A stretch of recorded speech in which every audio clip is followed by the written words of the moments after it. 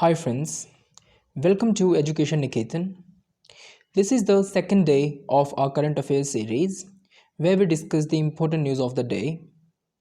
Today is 29th of January and let's begin with our first news. Bihar government has decided that it would provide exemption in motor vehicle tax. Recently Bihar government ने decide किया है कि ये motor vehicle पे एक tax exempt करेगी Bihar government. Bihar government has decided that it will provide 25% tax exemption if you purchase a private vehicle and 15% tax exemption if you purchase a commercial vehicle. तो ये जो डिसीजन है state government का which is part of vehicle scrapping policy जो कि last year 2021 में central government ने announce किया था. तो व्हाट वाज दैट, उसके प्रोविज़न क्या थे कि if your vehicle is very old, if it will have to pass fitness test before re registration,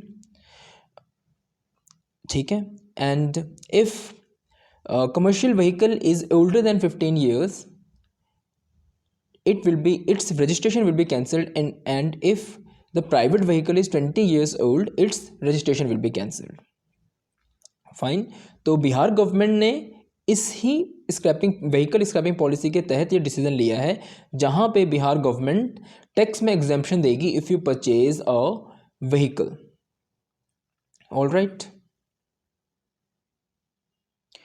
now the second news is SJVN receives letter of intent issued by Bihar Renewable Energy Development Agency. Recently Bihar Renewable Energy Development Agency ने letter of intent issue किया है to procure 200 megawatt of power from SJVN, that is Satluj Jal Vidyut Nigam Limited. तो यहाँ पे एक तरीके से हम इसको ऐसे कह सकते हैं कि Satluj Jal Vidyut Nigam limited and Bihar renewable energy development agency के बीच में टाइप हुआ है जिसके तहत SJVN बिहार को 200 मेगावाट की एनर्जी पावर सप्लाई करेगी. Fine. And this letter of intent was approved by Bihar electricity regulatory commission. तो आप इसे ज़रूर याद रखें, Bihar electricity regulatory commission. Now let's move to our next news. Third news, India's largest electric vehicle charging station opened at National Highway in Gurugram. तो India का सबसे बड़ा electrical vehicle charging station Gurugram में ओपन हुआ है, स्टार्ट हुआ है, जिसकी कैपेसिटी है 100 चार्जिंग पॉइंट्स फॉर 4 व्हीलर्स. मतलब 4 व्हीलर्स के लिए वहाँ पे 100 चार्जिंग पॉइंट्स अवेलेबल हैं. और the new electric vehicle charging station has been developed by tech piloting company Electrify private limited. तो this is the important one of the important questions. कई बार रैंडमली पूछ लिए जाते हैं कि the largest electrical vehicle charging station that has been opened in Gurugram has been designed by which company, name of the company. तो वहाँ पे आपको कंपनी का नाम बताना पड़ेगा. तो name of the company is electrify private limited and where it has been started in Gurugram. Capacity क्या है इसकी? 100 charging points. All right, let's move to our next news. Philippines back at the bottom of Bloomberg COVID-19 resilience ranking. तो recently Bloomberg ने COVID-19 resilience ranking release की है जहां पे Philippines फिर से बॉटम पे आया है. मतलब फिर से इससे पहले भी वो लास्ट रैंक पे रहा था और इस बार भी लास्ट रैंक पे रहा है. और हम अगर बात करें कि उसके नेबरिंग जो कंट्रीज़ हैं मलेशिया, थाईलैंड, जिनकी रैंकिंग पहले से सुधरी है, but Philippines again is on the lowest rank.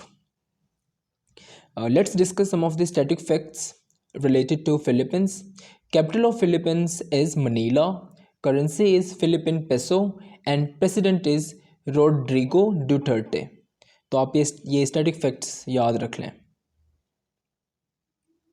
अगर हम इसका मैप देखें तो आप ये जो ग्रे में देख रहे हैं that is Philippines and the capital is Manila. आप नीचे देखें वाइटिश में साउथ एंड वेस्ट की तरफ तो मलेशिया है. और अगर आप वेस्ट में देखें तो आपको तीन चार कंट्रीज़ दिख जाएंगी यहाँ पे, लाओस, वियतनाम और चाइना. तो इस मैप को देख के आपको एक अंदाज़ा लग जाएगा कि कहाँ पे फिलीपींस सिचुएटेड है. All right. Now, the fifth news. India has become the fifth largest trading partner of Brazil in 2021. तो 2021 में इंडिया ब्राज़ील का फिफ्थ सबसे बड़ा ट्रेडिंग पार्टनर बना है और दोनों की जो बायलेटरल ट्रेडिंग चेन जो है वो 11 बिलियन यूएसडी को एक्सीड कर लिया इन्होंने, which is an increase of 63% as compare to 2020। जो 2020 में दोनों कंट्रीज़ के बीच बायलेटरल ट्रेड रहा था उसमें 63% इंक्रीमेंट हुआ है and that has crossed USD 11 billion. आप इसको याद रखें। Let's see Indian exports to Brazil. जो इंडिया ब्राज़ील को एक्सपोर्ट्स करता है that includes pharmaceuticals, agrochemical, auto components and parts, synthetic yarns and petroleum products. And Brazilian exports to India include vegetable oil, crude oil, gold, sugar, and bulk mineral and ores. Let's talk about the static facts related to Brazil. Brazil की जो capital है which is Brasilia, currency is Brazilian real, president is Jair Bolsonaro, and continent in which Brazil is situated is south America. आप इसका map देख सकते हैं यहाँ पे, जो सबसे बड़ी कंट्री दिखाई दे रही है आपको यहाँ पे विच इज़ ब्राज़ील। इसके राइट साइड में आप देखेंगे आपको दिखाई देगा अटलांटिक ओशन। इसके आप साउथ और वेस्ट में देखेंगे there is Pacific Ocean and neighbouring countries you can see here Bolivia, Peru, Colombia, Venezuela and Argentina. तो आपको एक अंदाज़ा लग जाएगा कि कहाँ पे ब्राज़ील सिचुएटेड है। Fine. Now, sixth news. Government notifies phase 2 of capital goods scheme. So recently, central government has notified phase 2 of capital goods scheme to provide greater impetus through creation of a strong and globally competitive capital goods sector. कहने का मतलब है government ने phase 2 issue किया है, notify किया है capital goods scheme का, और उस स्कीम का नाम है scheme for enhancement of competitiveness in the capital goods sector.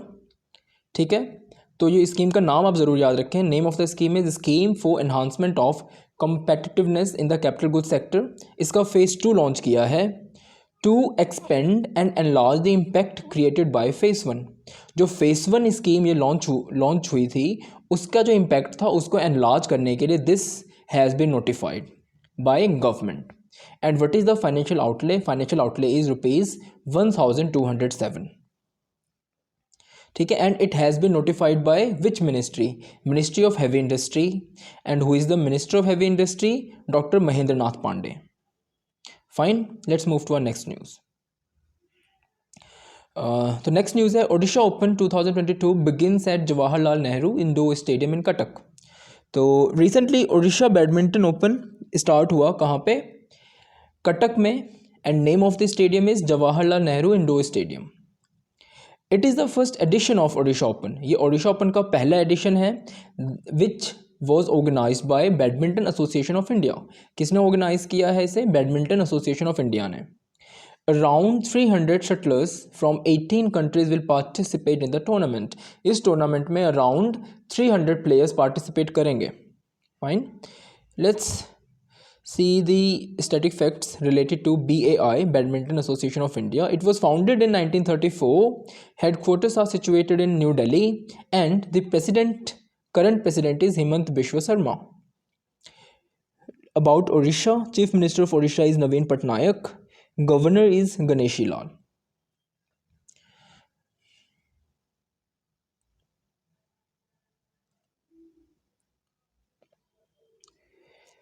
Now, RBI imposes restrictions on Indian Mercantile Cooperative Bank.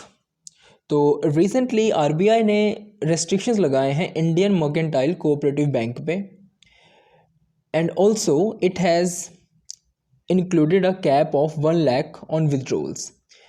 It means कि आप 1 लाख से ज़्यादा विदड्रॉ नहीं कर सकते हैं। Fine. The bank will continue to undertake banking business with restrictions till further notification from RBI। तो इस पर रेस्ट्रिक्शंस रहेगा जब तक ये फर्दर कोई नोटिफिकेशन नहीं आता है RBI की तरफ से। CEO of Indian mercantile cooperative bank is Vinay Bhutani and headquarters are in Lucknow. Next news is TerraPay partners with NPCI International to boost cashless transactions. TerraPay company ने NPCI International के साथ पार्टनरशिप किया है to boost cashless transaction. It will enable seamless and convenient cross-border remittances experience. अगर आप cross border transaction करते हैं तो उस एक्सपीरियंस को इम्प्रूव करने के लिए both the companies have partnered together. तो अगर हम स्टैटिक फैक्ट की बात कर लें तो NIPL which is an international arm of the National Payments Corporation of India.